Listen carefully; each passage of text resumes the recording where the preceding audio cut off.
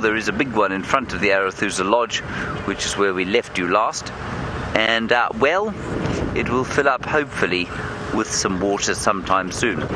Now, we were describing, of course, the different properties that we drive on. We've just come off Arathusa now, and we're going to turn to the north, that is to the left. There we are. And this is now the sort of, what is it? It's called the break, I suppose, between us and a reserve called Hoffman's to the right-hand side. We don't go into Hoffman's, so we can only look to the left-hand side. Brian, are you looking to the left-hand side? I'm also looking to the right. Oh, but Brian, you're such a rebel. I'm obviously being facetious. We can look any side of the road we like, but we cannot go to the right-hand side. I'm going to drive a little bit faster, a nice smooth road. We want to get back towards Djuma. Lots of nice general game we saw in Arathusa, but nothing in the way of high-profile animals such as leopards, lions. We did see buffalo. They are high-profile. And daddies. Oh, now, Mike, you want to know what causes corrugations on the road, and I'm not entirely sure I know, but I think what it is a resonance. And what happens is the shock absorbers on a car set up a resonance, and they bump like that. Obviously, once you go over one bump, so say you hit one little stone or something, there will be a certain amount of resonance as the shock absorber stops bouncing, and that tends to leave a dent on the road. The next car that comes along then does the same thing, so that obvious corrugations on the road. As far as I understand, that's how corrugations are made on the road. Brian, are you any better equipped to answer that question? Yeah, that's exactly what I thought. Brian thought the same thing. That true. Obviously. I was rather hoping my signal's not very good. Let's head straight to Taylor.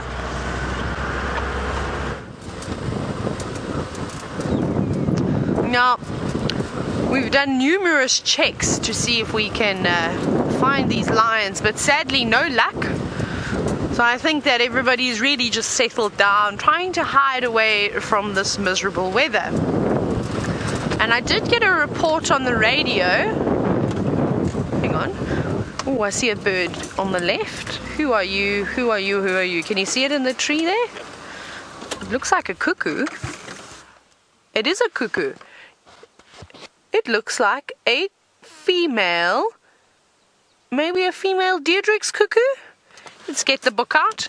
I think this is going to require some inspection. You can see it's not particularly brightly colored. No greens on it. It's definitely not a Levalence or a Jacobin cuckoo, so it's one of the others. So let's have a look. See, it could even be maybe even a female African cuckoo. Let me just check. I think, no, I'm going to change my mind. Let me just have a quick look there. That's beautiful. Can you see what color its feet are, David? They look pink to you, reddish, don't they? Yes. I don't know if you can see that, but it's got reddish colored feet. Now that's a good thing to look at, so I'm just double checking in my book as we page through here. Oh, what are you? The only thing that I can see, it is a common cuckoo. A female common cuckoo, by the looks of it, or those yellow legs. Have a look here, David. We're going to maybe take a couple of those screenshots if you were able to. Now, I want to show you this one up top here. You see that? Don't you think that that looked exactly like what we were looking at? Yeah. Do you think so, David? Very brown. It was actually quite difficult to tell the color of the legs, I'm afraid. They look pinkish, but it also just because the light is quite terrible today. But now I'll scroll through with you. That's the closest I can see, and I don't think I've ever seen a common cuckoo before. Not that I can ever really recall. So this could be a new bird for me. But David, let's have a look. Let's go through this book together. Maybe you can help us and give us your opinions too. So we go down to the African cuckoo, which is the next one. Yeah, and it seems as though the male and the female actually look very similar. There's no sexual dimorphism here. The only thing they give is a juvenile. So if we go to the left, you can see just down a bit, you can see very barred but not brown, black and white. You see that? And then if we go to the red-chested cuckoo, which is the one just below that, you can see the adult. And again, no sexual dimorphism between the male and female. But they've got a juvenile, which is completely black, which is just to the right. You can see that. That's definitely not what we saw. Now, the Madagascar and the lesser cuckoo are very rare, so we'll turn the page. We get to another variety. We get the black cuckoo. It's definitely not a black cuckoo. Sorry, I've got a fly bothering me. It's definitely not the Levalence. It's definitely, you can see that, nothing like that. Definitely not the Jacobin.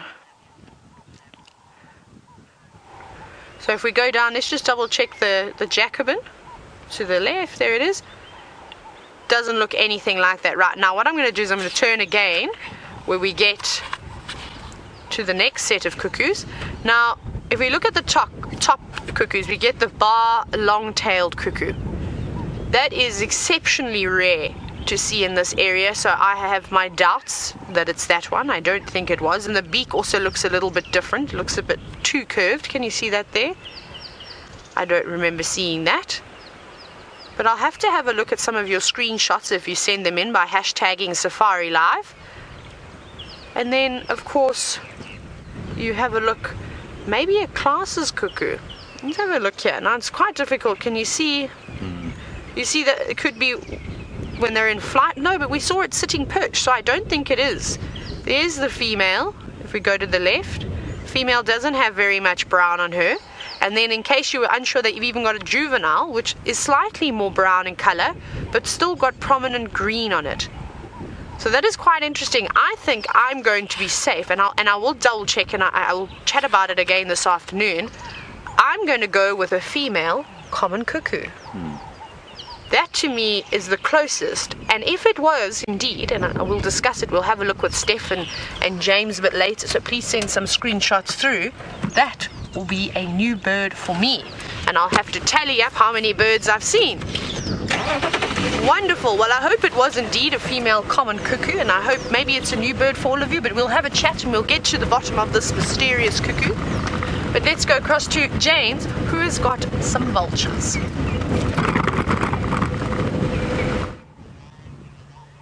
We do not have any cuckoos, everybody. We've got ominous birds of the scavenging variety.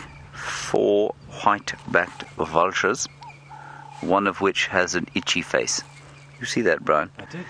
Don't you sometimes wish that you could lift your back legs to your chin and give it a bit of a scratch?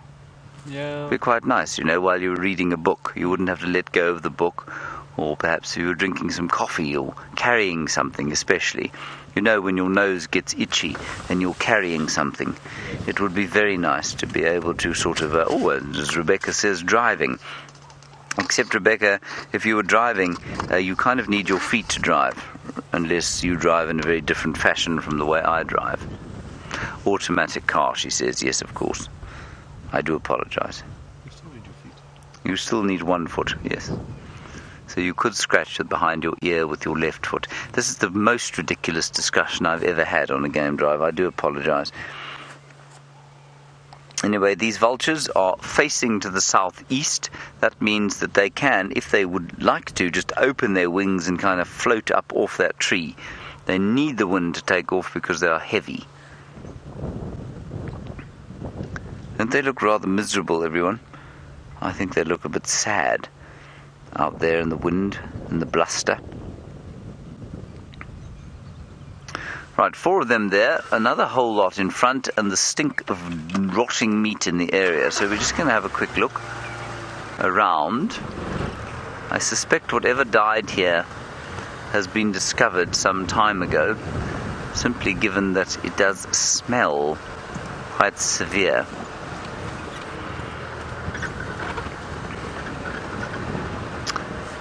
But I haven't seen anything back here.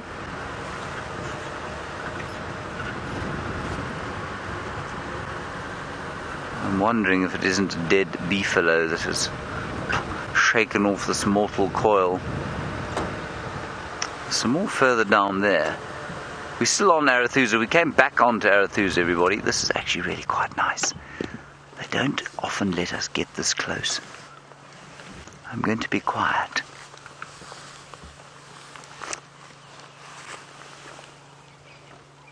And just let them relax around us. Isn't that cool?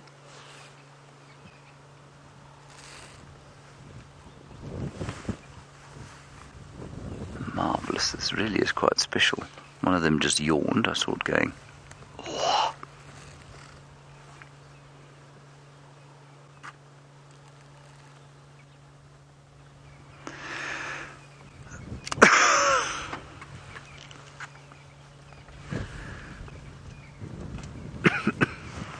Excuse me. Aren't they funny looking birds? Really funny looking little birds. Big birds. They have been eating. You can see there's definitely a bit of muck on that one's head. Definitely had their heads inside the carcass of some dead antelope or buffalo.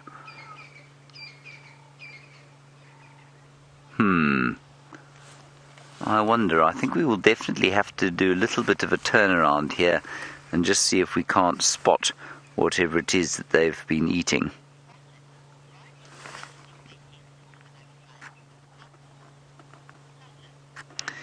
Hello Sutton, I'm not sure I've heard from you before. You're interested in why it is that a vulture would choose to put its head into the backside of a carcass. Well, Sutton, the reason a vulture does that is that's just the easiest way in. Now, these ones have got quite heavy beaks, and they, together with the lappet-faced vultures, are capable of sort of getting into carcasses, but the easiest way into the carcass, of course, is via the, not to put too fine a point on it, originally placed orifices. So the bottom, of course, is an access into the innards, and that's why they start there. They will often begin with the eyes, and they'll try through the nose as well, sometimes the ears, but the bottom, of course, gets them into, well, the belly, and, of course, all the meat around the hindquarters. But it's not only vultures that will do that. I mean, it's many animals that will go in through that part of the body. It's just easier.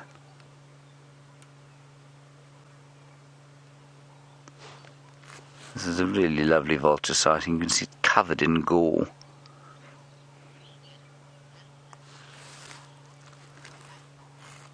Now, this is a very good question from Dustin, and I keep forgetting to kind of give an indication. Dustin, you say, how tall are they? It is difficult to tell from the screen, and I'm just going to check exactly, but while I check, I'm going to guess for you that they are about 60 centimeters, so I'm going to say about 2 feet tall, maybe a little bit bigger, maybe 75 centimeters, which is, well, that's 2.5 feet. Vulture search. There we go. White-backed vulture. Tap, tap.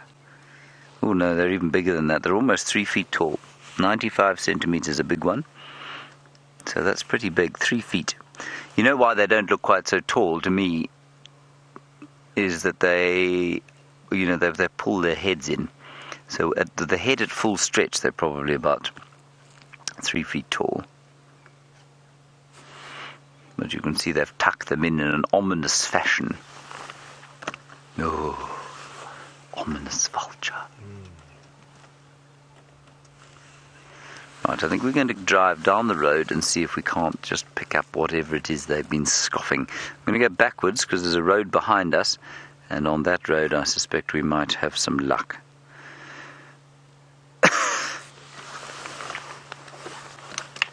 Right.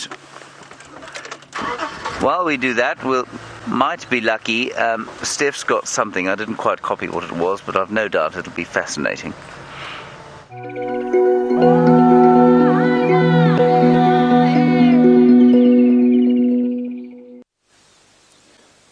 Alright, Alright, we've just got the most amazing thing. Have a look at the end of the stick I'm going to be pointing at you now and see if you can see what is there. Oh, no. Hang on, wait, let's do this. Here we go, Vim. So, right here, let me see if I can put the stick there again. Oh. It's this piece of jumping sand. There we go. He's now in a darker patch, and that lets us see him a little bit. That's a grasshopper, everybody. That is now in a dark piece of sand, but I promise you, no, jumped again. There he is here, Vim. At the end of the grass here, at the end of the stick, is a grasshopper that lives on the sand. It's so difficult to see, even with the stick there, right underneath the stick. You see him yet? No? Yes? I don't think we can. In the middle of the screen is a grasshopper. I know it doesn't look like much, but let me see if I can catch him so I can show him to you. Oops. Here we go. No. Alright. So now I've got to try and get this thing out here. There we go. Got him. I've actually got two grasshoppers to show you. This is the first one I want to show you. This one that lives on the stand. These stone grasshoppers. Have a look at the camouflage on this little guy. That is a grasshopper. Exactly the same color as the sand that we're walking on. Look there. Amazing, hey? Eyes even look like the pieces of rock that we're with. He'll probably jump as soon as I put him down. Here we go. The second grasshopper that we've got here is this one. Very different to the one that lives on the sand. This grasshopper lives purely on grass and looks exactly like a leaf blade.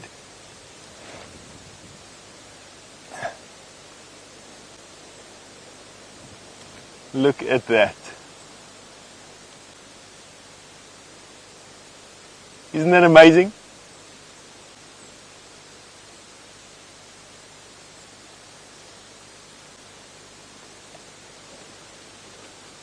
Yes, that is incredible.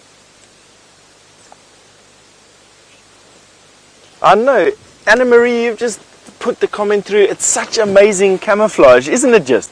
And it's done purely to help hide these grasshoppers from would-be predators and help camouflage them when they're sleeping at night. Just those two things. And it's just led to this unbelievable array of different colors. Here's this green grasshopper, this grass-like grasshopper at my finger, hiding literally behind one stalk of grass on an otherwise sandy patch. And then around us are those stone locusts, that little very sandy colored locust. And they live on these open patches of sand. And even now there's one that's just jumped here. You can almost find them everywhere. There we go. I'll try and herd him towards you. Here he's coming. There he is. Right at the end of my finger. You see him, Vim? Here underneath the stick.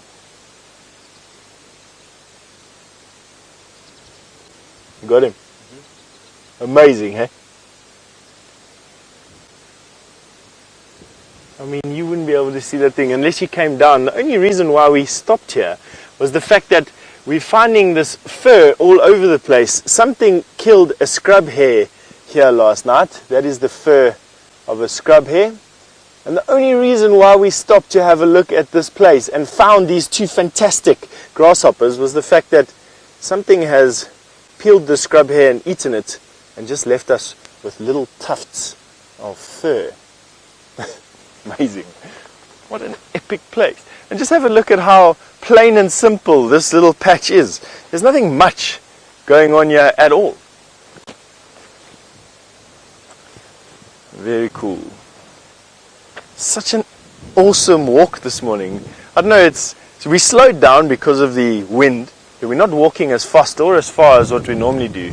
And it's giving us this ability to sort of look in detail at everything that's around us. And it's just uncovering the most epic stuff. Like here's another grasshopper that obviously hides on sticks at the point of my finger.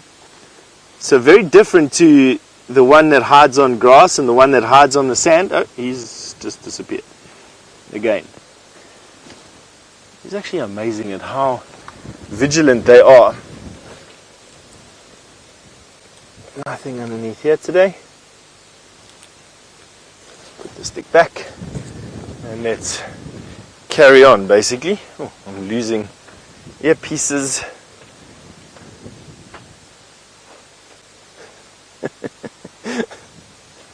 Alrighty, let's carry on. Wow.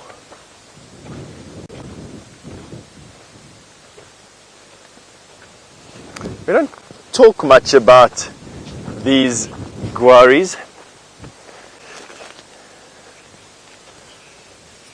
This is the magic guari. I actually thought that this was the Natal guari, which is a little bit rarer here. This is the magic guari, and not the one that I was wanting to tell you about. Nevertheless, it's still quite an interesting bush. Also, on our berry theme of today, this gives a very awesome berry, a purple berry that we can eat around Christmas time as well. So, let Christmas come. All the food in the bush. Anyway, we're going to send you over to Taylor. He's got something to show you.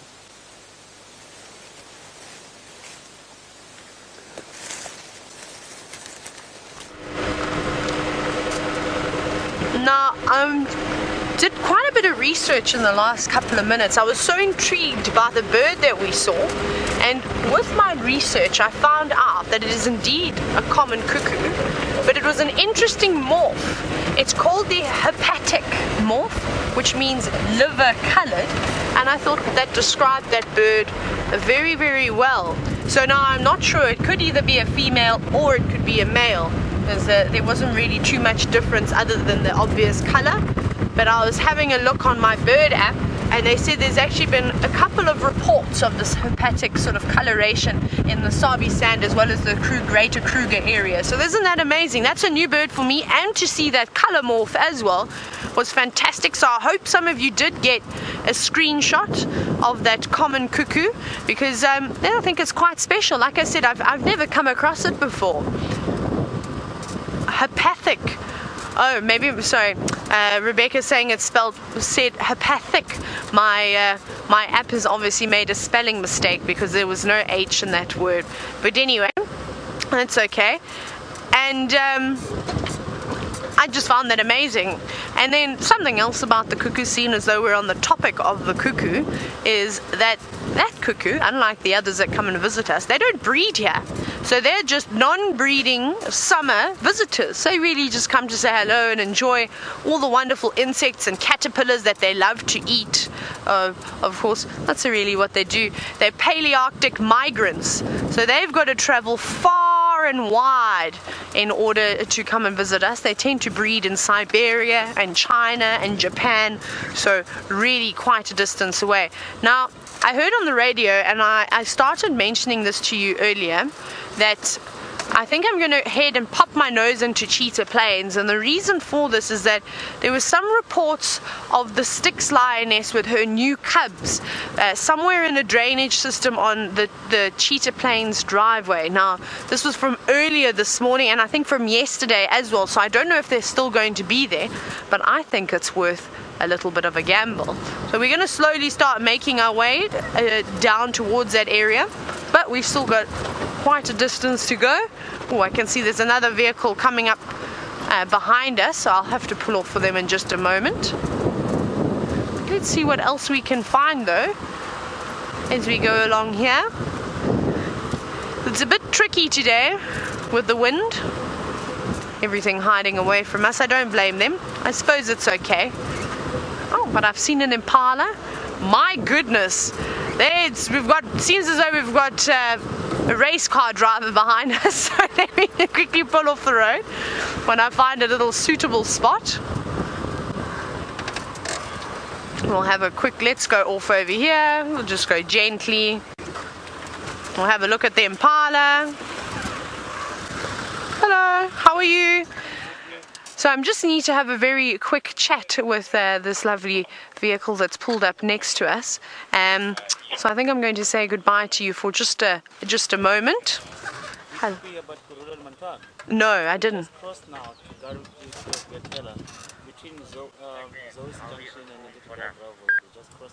Amazing. Okay, I'll chat. Thank you so much. Right, that's fantastic news. Okay. Sorry about that. Now I need to chat onto the radio.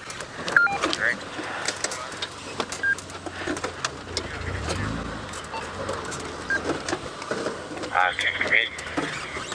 Well, they say she crossed now, so she didn't be far away. I'm going to get back to you. I'll tell you what I'm excited about. Yeah, I got a visual of her. She's still moving north in the block. Seems like Karula's come across. We're going to change our minds, obviously. Yeah, there's always junction there. Just need the Shibam is the next one. So now what we've got is Karula has just crossed into Vuyatela, and we're not far away, so we're going to make our way straight towards there quickly and find out.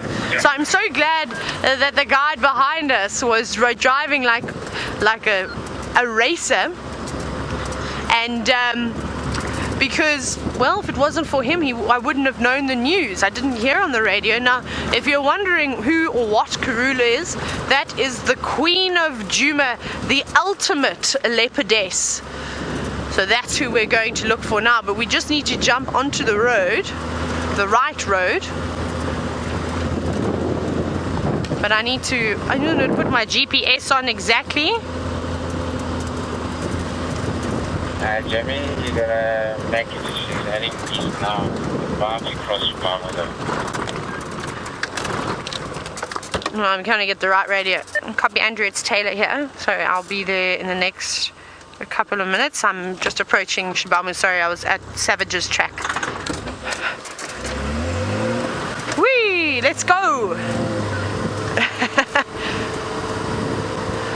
Fantastic. Now we need to very quickly go over to Steph, because if we don't link across to him, the animal that he's got may get away.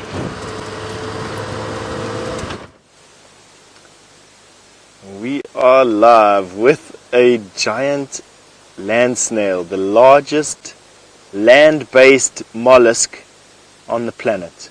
That's what you're looking at right now, and a beautiful example of one. Just have a look at that face. Isn't that the most incredible thing? That's an eye. They've got 4 eyes on stalks, retractable stalks. So 2 long eyes at the end of each stalk, and you can actually see the eye, a black spot at the end of that stalk.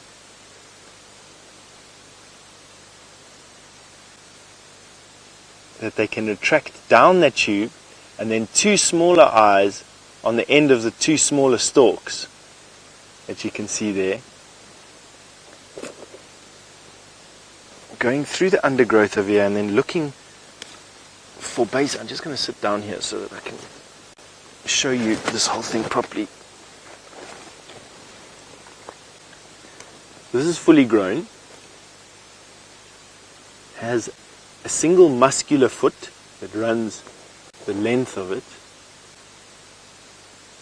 It generates mucus which it glides on. To give you an idea of size, have a look at that. Easily as big as my fist. It has a horny beak inside its mouth, which is there. There's a horny beak which it uses to chew with. See, it's just retracted in there. It doesn't like me touching it. Watch the eye stalks come out now towards you. Just to see what's going on.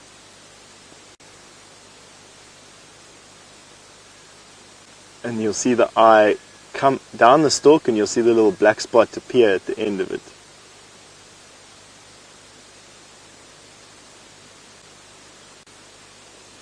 Now they do breathe. They have a breathing chamber that we can see here on this side of them that will open inside there. Give it a little bit of time and you'll see that this chamber will open. Gaseous exchange then happens through that chamber. Now Paula, you've just said that you've never seen a snail this big in. You're quite right, Paula. These snails they're not rare out here, but to find a snail the size of this is quite rare. This in fact is the largest of all the terrestrial snails. So all of the land-based snails that we get on the planet, this giant land snail is the biggest one. Isn't that just the most? There we go. There's the opening. Can't see from here if it's still open. Is it open? And closed up. So it would push out carbon dioxide and then take in oxygen through there. And this muscular foot now is compressed, but probably about double the length of it when it's fully expanded, about this big. I'm going to put him down over here and let's see if he comes out. Let's see. Maybe he goes down there.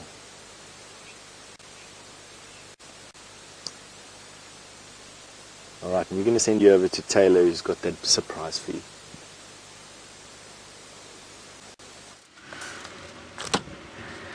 Look at who it is. It's the Queen herself, Madam Karula, and I have good news for you too, is that both Shongile and Hosanna are here as well. But they seem to have been heading off a little bit further, going on an adventure of their own. So we'll try and get a view of them. As you can see, Mom is keeping a close eye on her little ones, and I think she's pulling those faces because perhaps they're moving too far away. We're quite a distance away from her, so I know that she's not doing it towards us. And David, I've seen some impala. Yes, look here, straight through those bushes. Can you see between that silver cluster leaf that's dead? If you go straight down, there they are. Look at that. Ooh, Karula, I wonder if she's going to see these impala. Now, isn't this exciting? We haven't seen a leopard in ages, and not only did we get to see, of course, the beautiful Nkuhumas, but now we've got our spotted cat. Now, those impala, I don't think they know that she's here, and she's walking straight in that direction now. So this should be quite exciting. She's going to pop out just over here. I'm just going to duck down. She's coming through there, those beautiful spots that camouflage her so well. And I'm glad that the Queen is back and she's going north. What are you looking at up that tree? Now I think that's where the little ones went. I'm going to go forward because I think I can get a view of the youngsters. Let's have a look. Oh, there they are. I'm going to move up a little bit forward. I'm going to try and predict their behavior here, just because otherwise it's going to be quite difficult. I'm so happy to hear that you're all happy. Now she's getting close to these impala. I don't think she's seen them yet. I'm going to go a little bit further forward because we've got a lovely gap. There we go. We've got little Shongile. There she is. Now Hosanna, if I'm not mistaken, is further into the thicket. He's just a bit in front. But that looks like Shongile. She's a lot more slight than her big bulky brother. He's almost double her size. He's actually walking in the distance. I don't know if you can see him. There he is. There's Hosanna. Isn't that fantastic to see that these beautiful cubs that are 9 months old are happy and healthy? They look stunning. And the impala do not know that this leopard is here.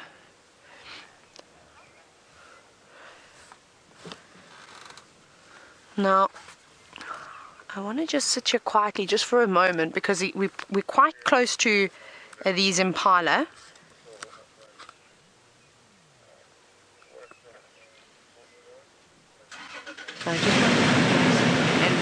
So we won't be too quiet. They're going, she's coming out, and I hope now she's going to be able to see. Oh, listen, listen. She's growling. I don't think she's growling at us, but we'll just sit quietly.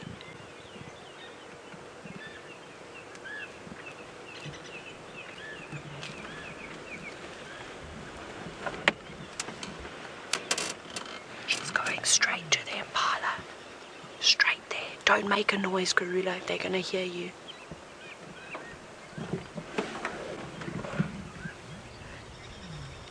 Here they go. She's seen them. Ah, she's been spotted. The impala are now bounding away from her.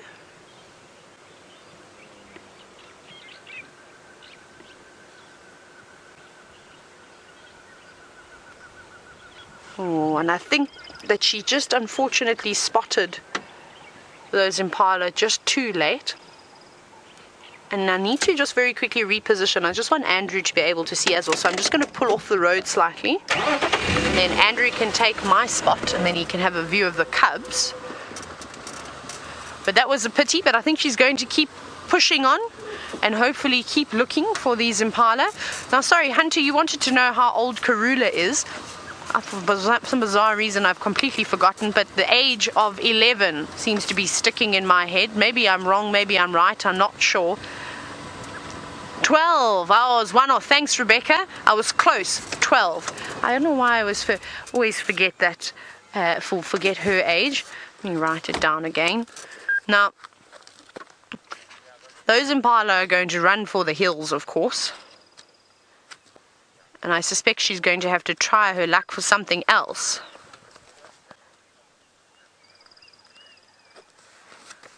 But we know that there's lots of steenbok, lots of common duiker around. She actually seems to have told her cubs to sit and wait. They were hanging back in the thicket where we saw Shong Igile and Hosana, which is a good spot. So let's continue forward. Let's try and keep up with Karula. I think this is exciting because she's obviously on a mission this morning. This is amazing. Now I want to get, oh wow, I'm going to go up forward and around. She's just jumped up onto a termite mound. Look at this. Look at this. Look how she's using it to conceal herself. Oh, she's such a beautiful leopard. Hello, beautiful girl. Now, if you've maybe just started watching and you haven't seen any leopards since you've been watching Safari Live, now, like I said, Karula's the queen of the northern Sabi Sand, and especially here on Djuma, and she's quite an easy leopard to identify. So what we'll do is when she looks towards us, you must look out for, it's almost a W pattern on her forehead, and I must say thanks again to all the viewers for pointing that out to me. You can actually see it slightly even when she just turns her head a little bit towards us. And it's always nice to just take notes of markings like this. It becomes quite easy then the more often you see these individual leopards. But a marking like that is so unique. I've never seen any other leopard with it. Let me go forward again. The impala have all bolted away, so I'm not particularly worried. So she'll have to keep pushing on to further into the drainage systems. Here we go. This is going to be lovely. I just want to move around so I'm not completely blocking her view. But you can see she's looking all around her. She's scanning. Just checking to see if perhaps somebody didn't get the message.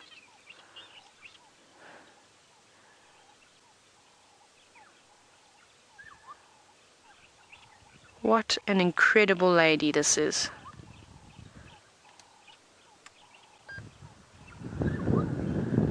And it's all about being at the right place at the right time when you're on safari. Oh, she's going to come down towards us again. Hello, girl.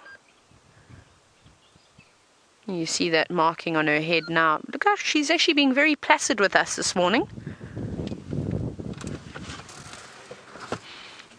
This is lovely.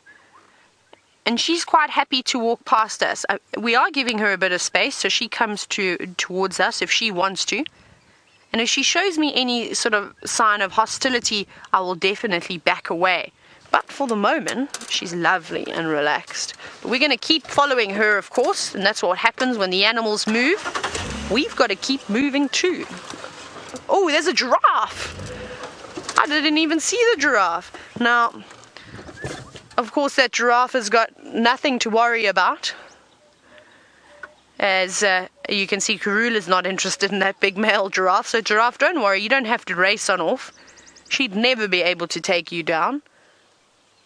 And that's just because the giraffe is monstrous when it comes to their height. And of course, they weigh about 1.2 tons. So I think that's slightly too large for Madame Karula. Even with the help of her 2 cubs, I don't think that they would be able to take that down. She's slinking around there. I wonder if she's maybe looking for perhaps a scrub hare or something that's sitting, seeking shelter underneath the thorn tree. But she knows if she goes for too long without food, her chances of successfully catching something become less and less and less. And especially with 2 young cubs, she doesn't want that to happen. So even if it is something small, like a scrub hare, just a little power bar, a little snack for her to keep her and her little ones going. Now that giraffe is watching quite curiously. Let's go have a look.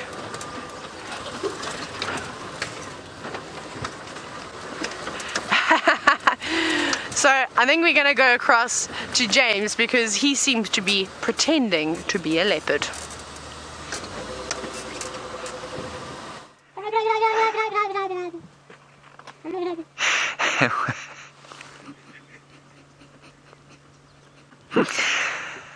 Brian said to me, he said, this tree looks dangerous to climb. And I said, no, Brian, it'll be fine. He said, yes, but I don't think you'll be able to get out of it. And I said, no, Brian, it'll be okay. I'm now convinced that Brian is absolutely correct and that I will probably remain up here until somebody very kind brings me a ladder to get out of the tree. It's not nearly as easy as I thought it was going to be. I used the car to get up. I'm just not sure I'm going to be able to use the car to get out. Why am I up here, you might ask? Well, the real reason is because I'm cold and I wanted to warm up a bit, so I thought I would exercise my muscles by climbing up into this tree. Well, in much the same way, I suppose, as a leopard might. When Karula finally kills something, she will no doubt take it up a tree and place it in much the same way that I'm now hanging. Oh, wonderful. That's a fairly morbid thought, isn't it? Yes. Okay. Otherwise, I can tell you about this tree is that there's lichen on it. Can you see the lichen? I can. There are 2 or 3 different, or probably more than that, but at least 2 or 3 different kinds of lichen just on this piece here.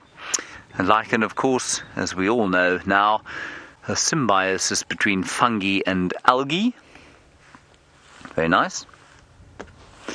And that's probably all I can tell you about this tree. Oh, I can also tell you that it is male. It is a male tree, and we know that because there are no fruits growing on it whatsoever. And therefore, I believe it to be in imminent danger from elephants. They like to eat the bark of these trees, and I think it's largely the male trees that they eat. I don't think they eat the females, and I actually think that were you to do some research on it, and I haven't done any here, I think that they know which trees produce fruit and which don't, and I think they leave the females alone. Right. Brian? James? Shall we try and get out the tree? We can link to Taylor. I think that's a good idea. Let's link to Taylor while we get out of the tree.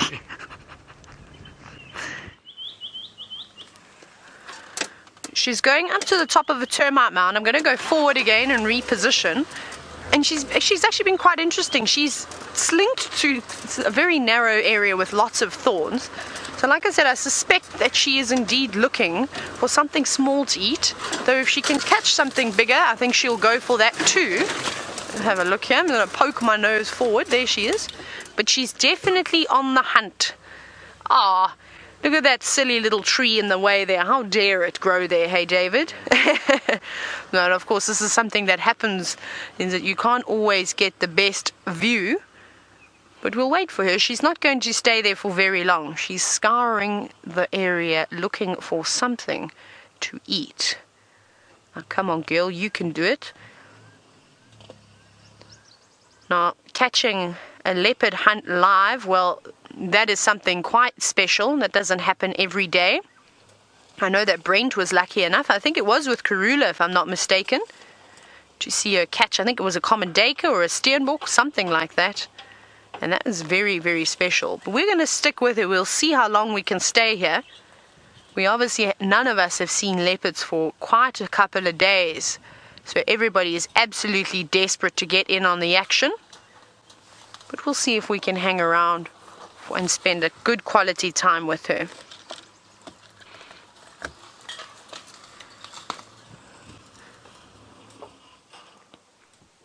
No, I'm so happy that we've seen her. David, when was the last time we saw a leopard? It's been ages. I think the last leopard that we found Tingana, but I was with Brian. Brian and I were driving. We saw Tingana probably about a week ago now. Almost a week ago. It's been ages. She doesn't look thin either. She looks in good condition. And she seems to be doing all right. Every time we see her, she's just finished a kill. And then she seems to get lucky again and catch something else. And her behavior is very much like a leopard that I absolutely love down in the south named Lisbon, where they seem to hunt actually more during the day. And that's also because she's got 2 young cubs.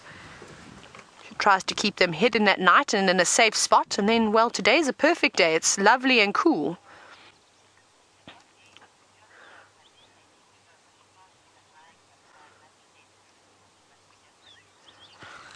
Look how she keeps walking right near the vehicle. Now, Chelsea, you want to know at what age will the leopard cubs start joining in on hunts?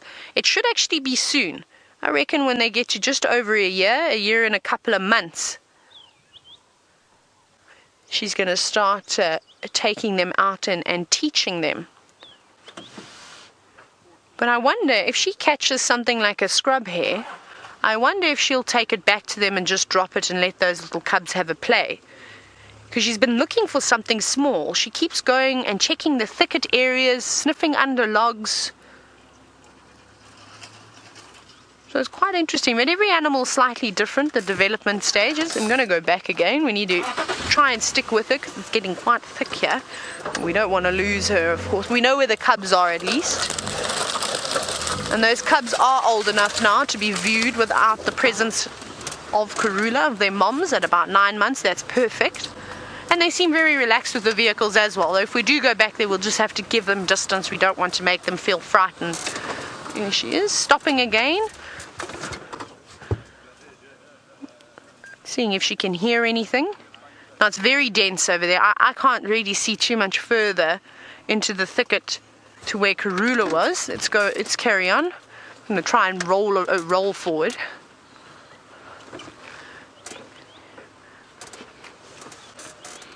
Let's see if we can get a gap here, David. How's that? There we go. There she is. You see the tip of her tail twitching a little bit.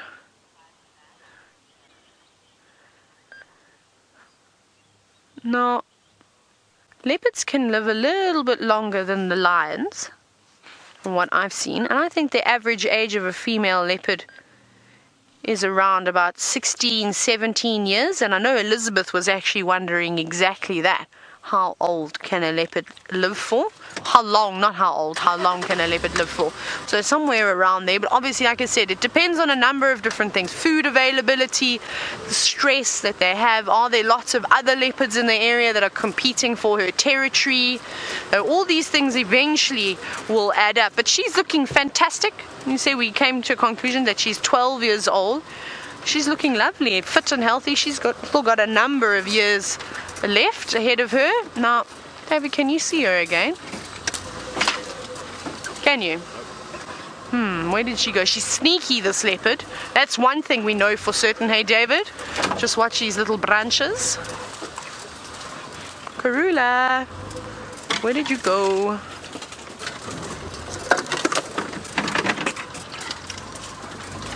gonna go forward. I think she may have already gone through here. Okie dokie, we're gonna see if we can find her again because she seems to have popped behind some trees. So let's go across to Steph. And it seems as though the wind has died down, which I'm sure he's happy about.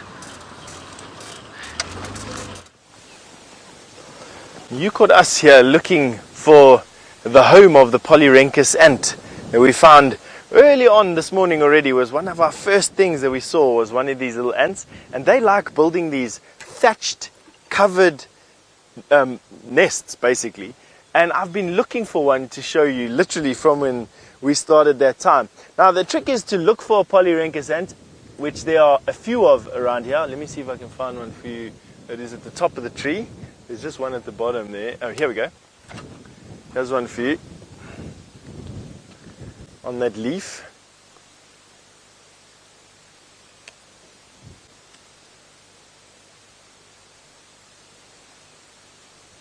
That is a Polyrhynchus ant.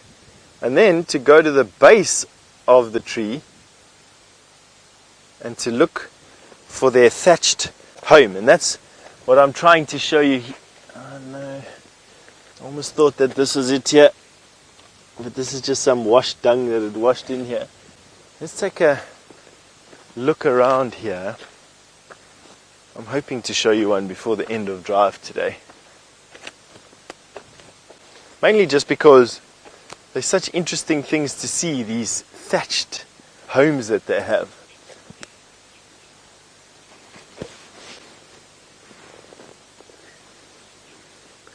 Now, Big Blue, you've asked if we've seen if we see a spider's nest. If I could show it to you, absolutely, I'll do that. There's a lot of spider webs around here at the moment, especially the baboon spiders or the South African or Southern African tarantulas. They build these silk-covered holes. I'll see if I can find you one in a bit. Here we've got a foraging party of, oh, and another. See, when you stick your head down to eye level here, it's amazing what you find. Have a look at this crested locust that's hiding out in this grass cover, looking exactly like a piece of bark. That almost makes me believe that these locusts are geared to hunting in and under specific plants only. Have a look at that. That is a grasshopper from the point of my finger to there. One of the crested locusts. See if I can catch him for you.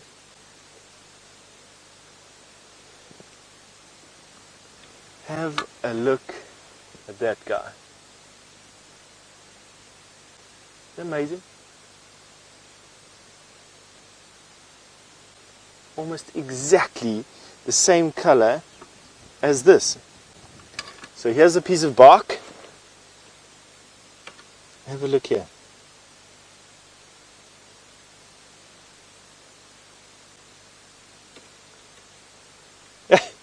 Isn't that incredible? Hang on, maybe I'll put him down and stop forcing him onto you. Okay. There you go. Amazing. Now I'm convinced that somewhere around here is that Polyrhynchus ant nest, because I'm just seeing more and more of these ants here. The trick is to try and have a look underneath these things and see. Usually, if you want to know what I'm doing between segments when you're joining us, it's exactly what you're seeing here now. Now, Justin, you just asked me how big ants get on Djuma. The biggest ant that we find here is a shiny black ant, probably that long. So about 1.5 inches long, about that big is the biggest ant. Actually, no, I lie.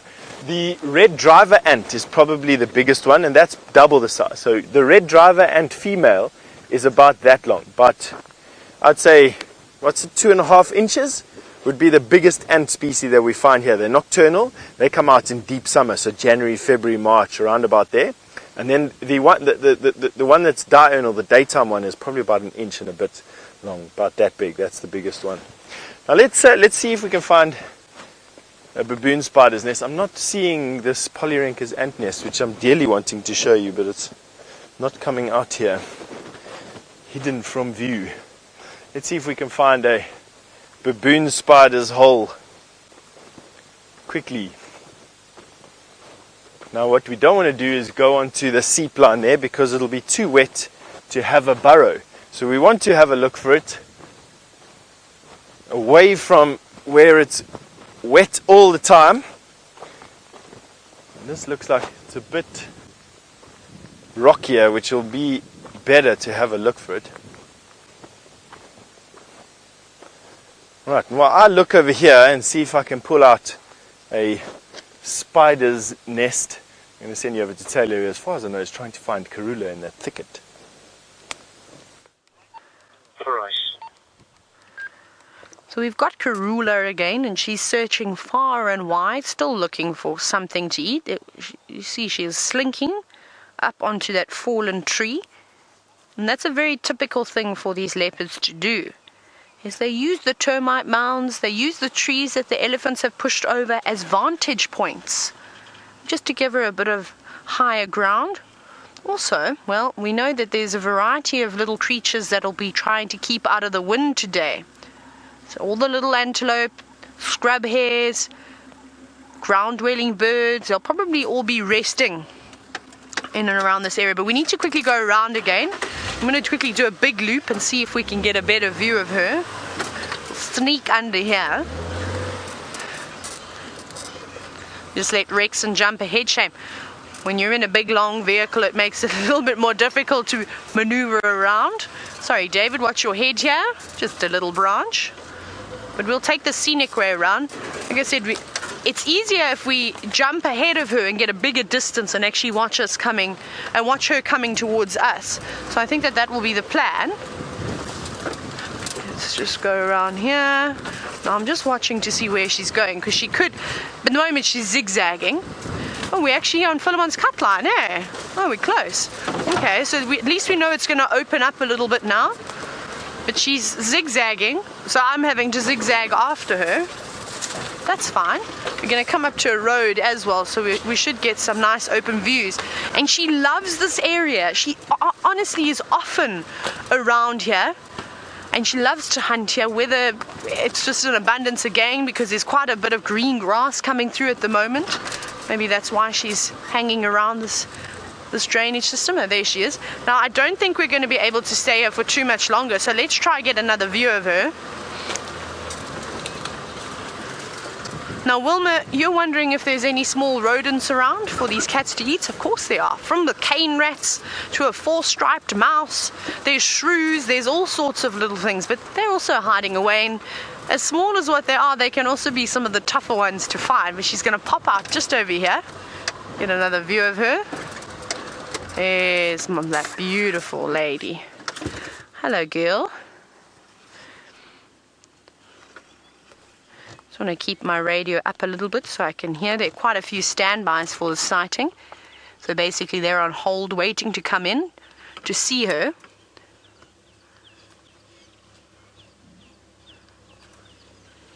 She's just sneaking past us again. I think she's going to pop out right next to us.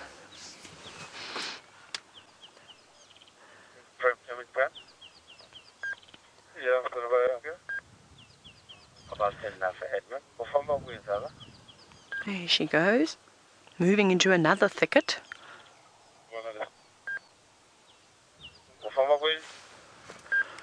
Well, we turn that down because I can't speak Shangaan fluently. I can't understand Rexon. Her brain is working so hard at the moment. Her senses are on overdrive. Her hearing, her sense of smell, her eyesight. Now she's paused. Both ears pricked forward. It looks like she could have maybe heard something. But there are also a lot of little birds flying around, fluttering through the leaf litter, a couple of scrub robins and things. It could just be that she's hearing. But nonetheless, isn't this just amazing to have a look at one of our favorite leopardesses who has been absent for quite some time?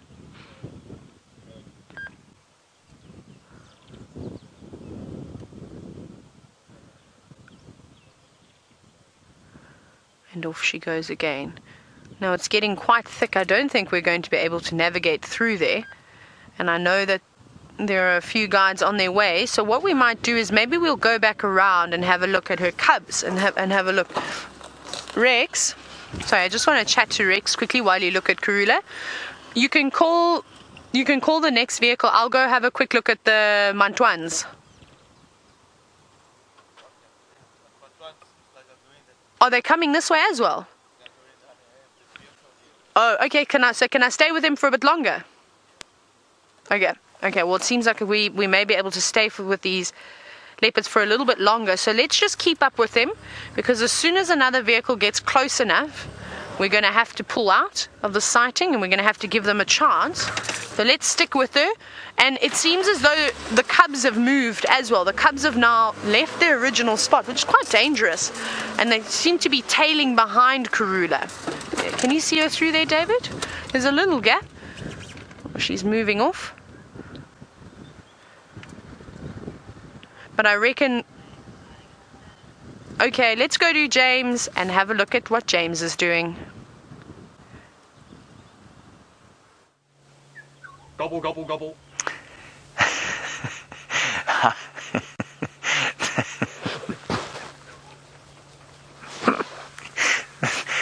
If you're wondering what that sound is, well, obviously it's Brian, but it's how he tells me we're live, because where I'm lying here, you can't hear me. Cutting him out. Just needs to...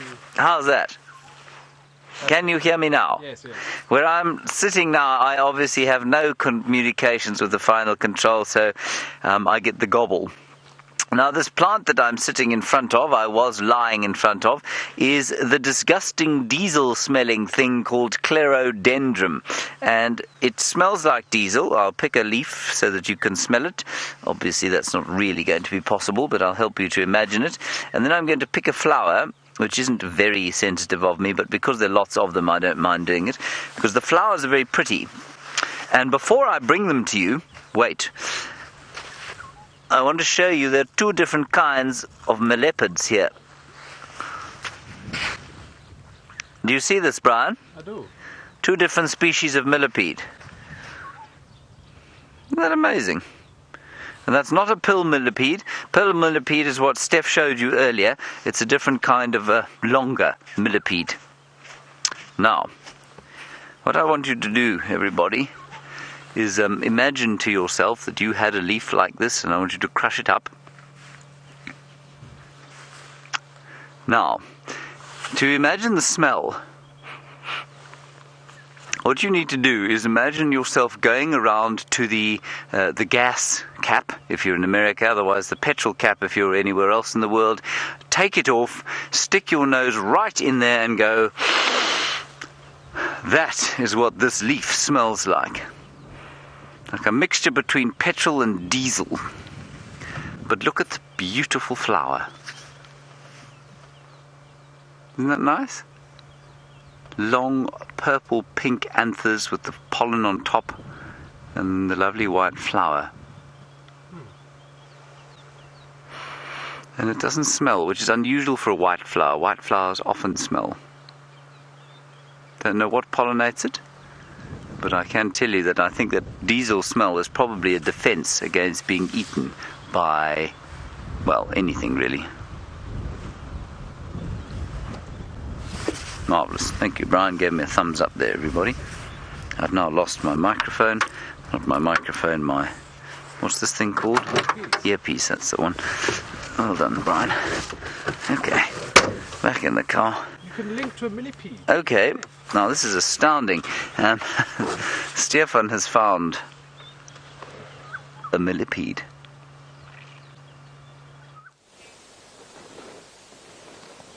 Talking about James with these millipedes, have a look at this. Is possibly the biggest millipede I've ever seen. Have a look at the size of that guy. An absolute giant.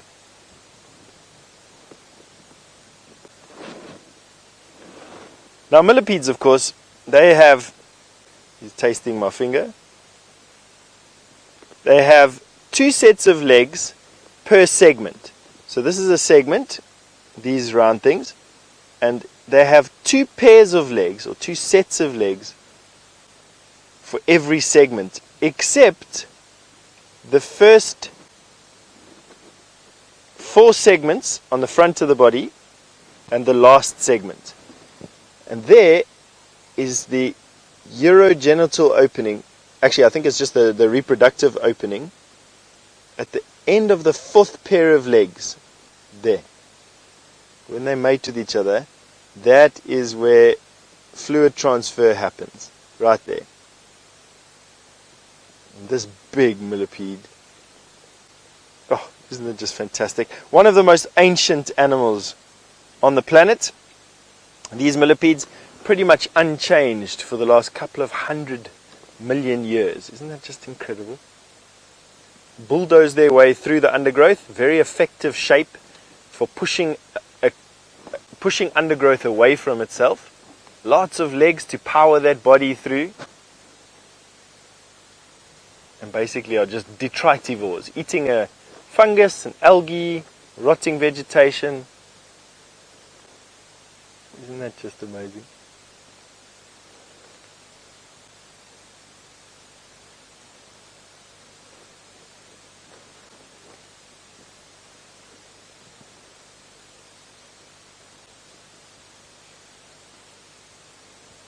VM is doing a magic job, I'm told, of giving you such a privileged position. Now, he is reversing. I don't know whether it's a he or she. I actually think that they're hermaphroditic, meaning that they can be both male and female, depending on the partner that they find. I mean, why not when you've been around for a couple of 100 million years? And being this size just gives us this lovely view of how it walks. Just try and follow the waves on its legs.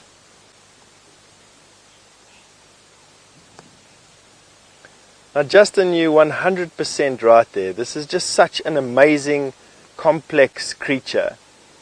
It really is. I mean, these antennae on the front, they are chemical receptors basically. Wands that allow this animal to see and perceive its environment. It then has mouth parts. Right in the front there you can see it's busy chewing off or tasting my finger at the moment. It's quite ticklish. And you can see how its antennae are just lightly brushing my fingers. Then it's got basically spikes on the end of every foot. Have a look at that. It's now biting me. It's chewing me actually. It's not painful. It's just weird. Now Jeffrey, you've asked me how old is this millipede. Jeffrey, I don't actually know how old millipedes can get. I've never read any literature that allows me to say whether this millipede is 1 year, 2 years, 10 years or 15 years old. Insects can live for a very, very long time. We're looking at some termites and ants living up to 30 years. You know, some baboon spiders 30 years. But how old this particular one is, I'm not too sure. I mean, it's definitely older than a year. There's no doubt in my mind. As to exactly how old is it, I don't know. A couple of years, probably. Get this size. I think on that note, we're going to let him carry on with his day. I'm going to send you over to some hunting birds. Don't you just count the rings on a millipede to get its age, Brian? Yes. So that millipede that Steph had was probably, what, about 40 years old? Yeah. Plus minus. Now, this is a hammerkop, of course, everybody, which means hammerhead in the language of Afrikaans. And if you watch it, it has the most infinite patience. Oh, that wasn't very patient at all. But it's looking for frogs. That's the thing that it likes to eat. But the precision with which it's able to move is just quite astounding, and the speed. It will eat frogs as well, but it's largely, at least fish as well, but it's largely frogs. I just think this is fantastic. Now this bird, while we wait to see if it catches anything, builds a nest that weighs in excess of 200 pounds, 100 kilograms.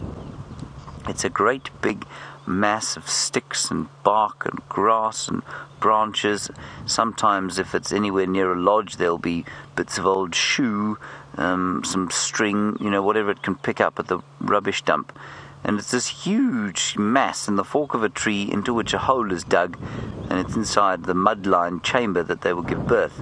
But the temperature is beautifully regulated inside there for the little chicks. Only bird that makes a nest anything remotely the same. 200 pounds. That bird and its mate gathers 200 pounds worth of sticks to build its nest.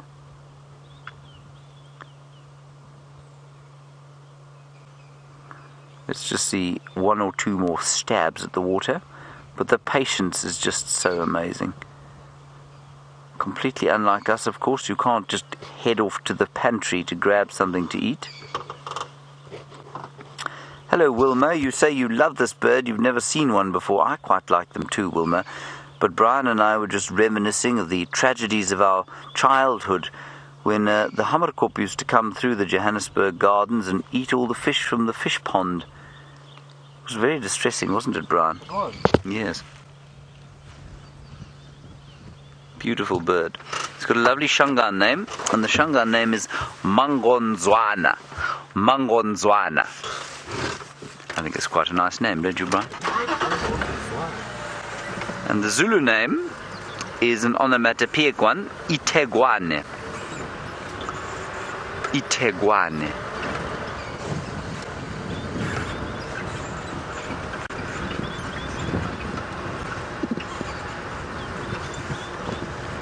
David, you ask a very valid question. Why on earth would it build such a big nest? I think it's over here in this pond now.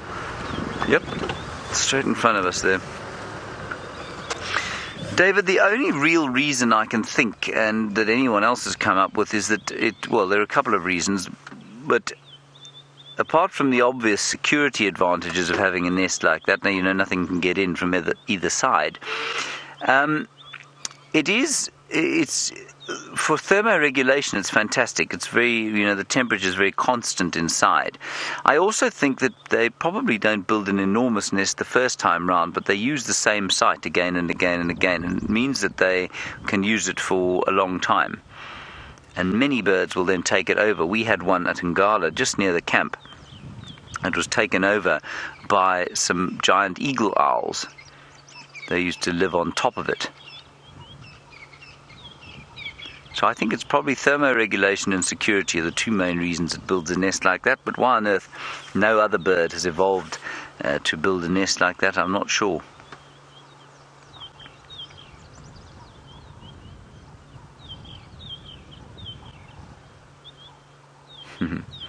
Still looking patiently for frogs. I saw one frog jump into the other pond as this bird flew off, so it missed that one.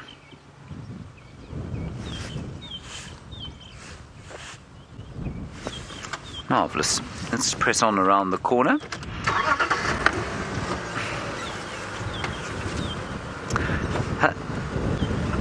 Sally, you say this is your 175th bird. That's fantastic, and I'm surprised that you have a bird list that extensive, 175, and we haven't shown you that before. That's very interesting, because they're not that uncommon here. We do see them. 175 is a good bird list.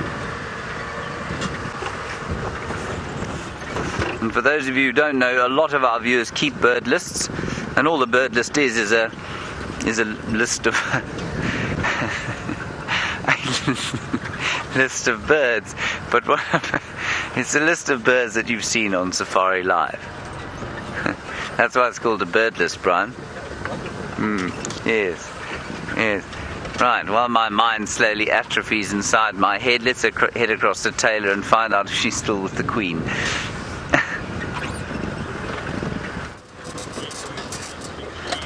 Now, unfortunately, we had to leave that Karula sighting, but it was very nice, though. Karula's cubs did join up, which was good, because I was a bit worried when they said that those cubs were moving on their own. Now, they shouldn't be doing that. If Mom says stay, theoretically they should listen and they should stay. So I don't know what caused them to want to try and catch up with her, but they did, and luckily they reunited, so that was good. Now, we're looking for anything really out here. And it's nice, it's not so cold anymore either. It's quite pleasant. Now, let's have a look here. I saw there's a couple of gymnogenes or African harrier hawks, which are beautiful grey, big eagle-like birds that were flying around. I wonder if we're going to be able to find another one. Oh no, but we've got something else. See who we've got on the ground. Just going to try and get a bit closer.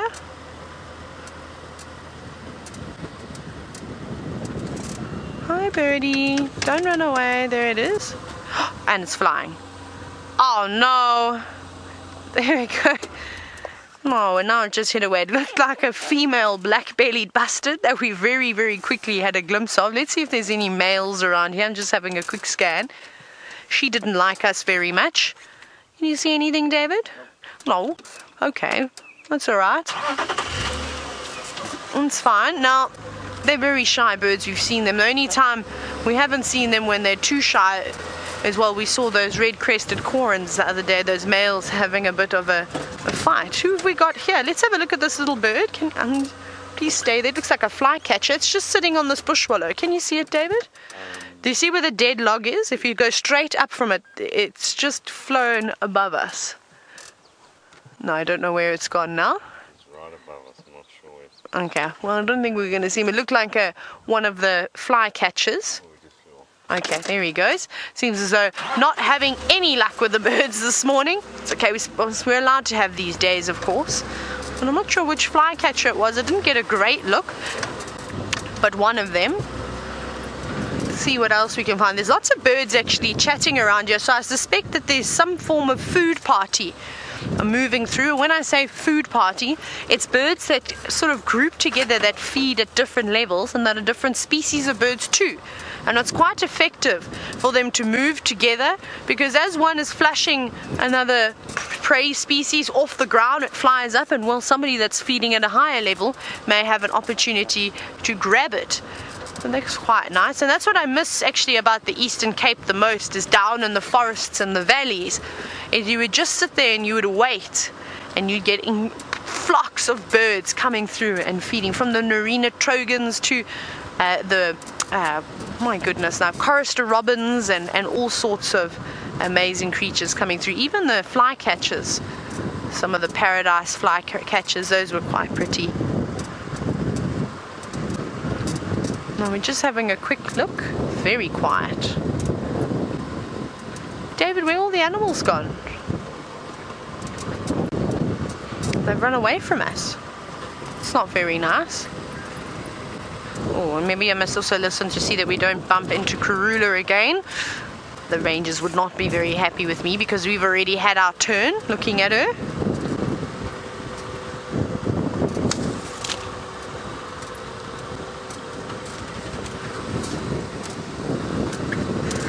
And not one elephant today either. Just behind the Cheetah, or to your right. Just double checking that we're not in her direct path. But that's fine. It seems as though we're going to miss her. There we go. Someone else is chirping away. It actually seems like the birds are only really out this morning, but they are now also hiding away from us. Let's see if we can spot anybody. David, who have we got sitting up on that dead tree in the distance, on the tippy top branch? Let's see if we can have a look. It's obviously quite difficult. Oh, that's a cool one. This is called a ground scraper thrush. Let's see if you can hear it call.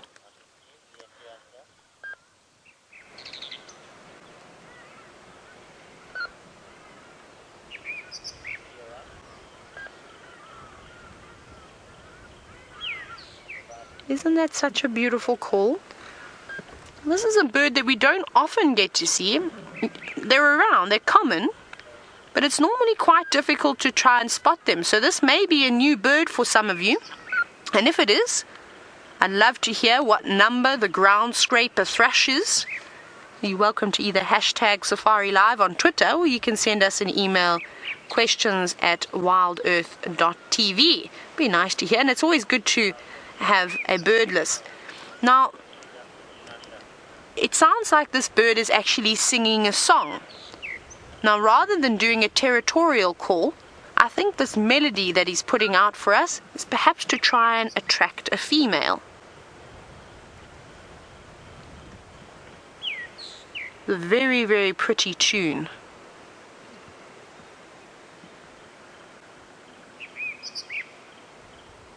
But typically you'll see these birds not necessarily up in trees, but down on the ground, under the shrubs, moving through the leaf litter, very much like a chicken would, looking for a variety of insects. And one of their favorite foods is the termites. So it's going to have a good opportunity at the moment, especially with the soil being nice and soft and the alates all being released. And perhaps even some of those grasshoppers that Steph has been finding this morning and yesterday. They like to eat those too. This is so beautiful.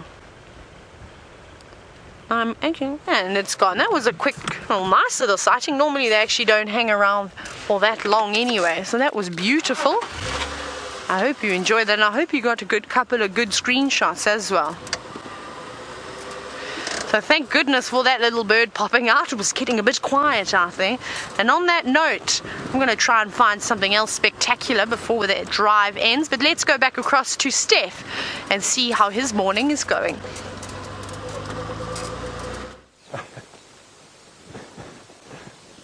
Yeah, I think we can, I agree with Taylor, it is a bit quiet out there from a car's point of view because everything's just sort of spread out after all this rain.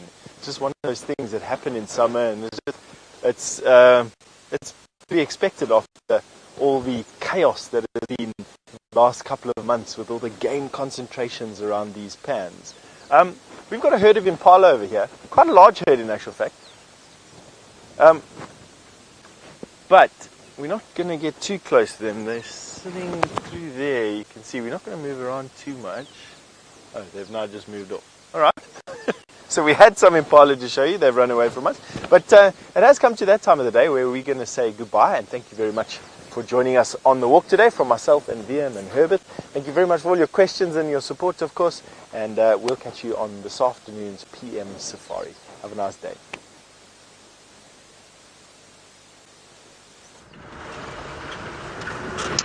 Right, Brian and I were just discussing, we're sort of kind of on the way home now, and we were discussing what the worst possible breakfast would be. Brian has decided that his worst nightmare would be to get home and find that Brussels sprouts were on the menu for breakfast, and I said, what about to drink, Brian? And he said, beer. He said beer and Brussels sprouts would be his idea of the worst possible... disastrous I thought steamed courgettes and mint tea would probably be a fairly bland and unpleasant breakfast. There's some dwarf mongoose just to the right hand side. There they are. Yes, Rebecca, mint tea is delicious, but not for breakfast with steamed courgettes. You see how horrified that mongoose looks at the thought. It's going to have a scorpion for breakfast. Or some termites or a grasshopper. In fact, it was so scandalized by the thought of Brussels sprouts and beer for breakfast that it's now going to find something else to eat. And still the wind keeps driving. It really has been, from a climatic point of view, very, chillsome out here. There we go, bit of digging. And of course the mongoose will also eat eggs for breakfast. Well, for lunch as well. They love eggs. Is he digging? I think they're digging for termites. Look at that. This is wonderful. Keep digging. What are you looking for? There's a massive ant there. Look at that ant. I don't know what kind of ant that is. It's not Polyrhynchus though. That is a monstrous ant. That's at least 1.5 inches long. Grief.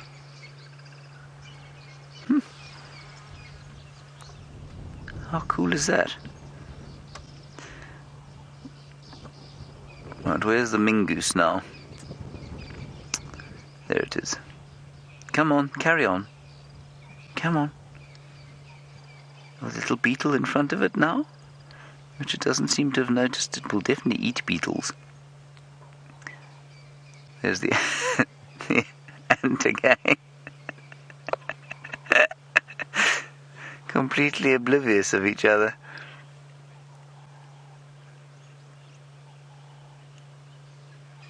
That is so cool. There's another... Oh, I'm not going to try and mention it. It was a fly there. Anyway, that was a lovely sighting of ants. There's another one of those huge ants.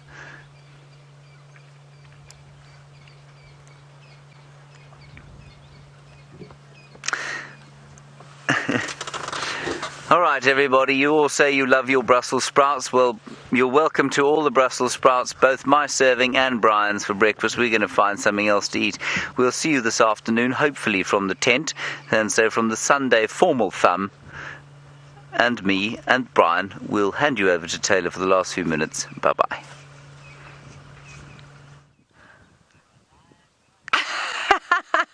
Isn't it always so funny how things like that happen? I'm sure you just saw the little twig moving around like an antenna in the wind. There was a lilac-breasted roller sitting on that branch. That was very funny.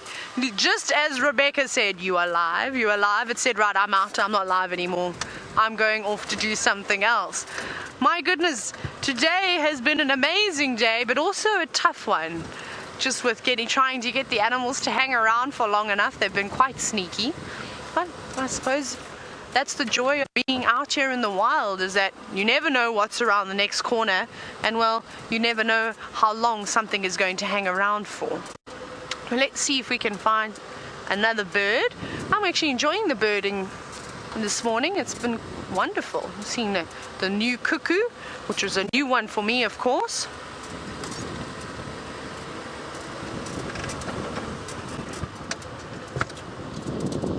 Oh, Chris Rogue, you were hoping that indeed the cuckoo we saw was going to be the common cuckoo, which it indeed is. And that is apparently number 247 for you. So congratulations, that's quite a good number to see. Actually, what I'll do is I need to tally up how many birds I've seen. I've seen a couple of new ones around here. But I don't actually have a massive bird list. I must be just shy of 400 birds. Not too many. Maybe a bit more than that now. I'll have to have a look. But then also some of the birds I've seen, it's not just a South Africa bird list, it's also got to do with, well, Zambia. Oh, there's some impala. Hello guys. Let me just go back a bit. Sorry, I rolled a bit too far forward.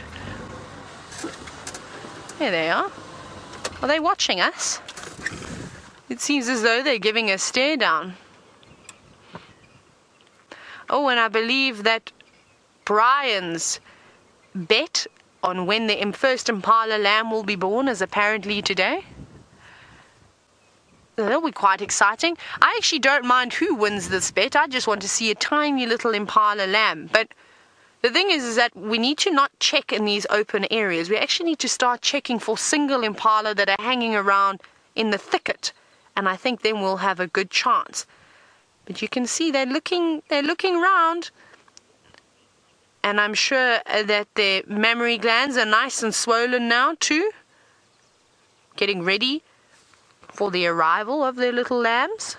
Come on, girls. And I remember the famous line that Byron said. He drove up to a herd of impala, and I'm sure some of you will remember this, and he then asked them, do any of you feel like giving birth today? And I thought that was quite funny. As if any of them would actually answer. It would be nice, of course.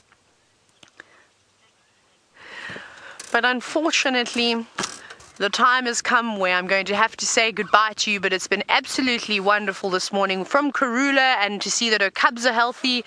We need to find out where the missing kahuma cub is, but we'll figure out what the bottom of that is. But thank you to everybody who has worked on this wonderful production, and we'll see you in the afternoon for the Sunset Safari. From myself and David, have a lovely day. We're going to go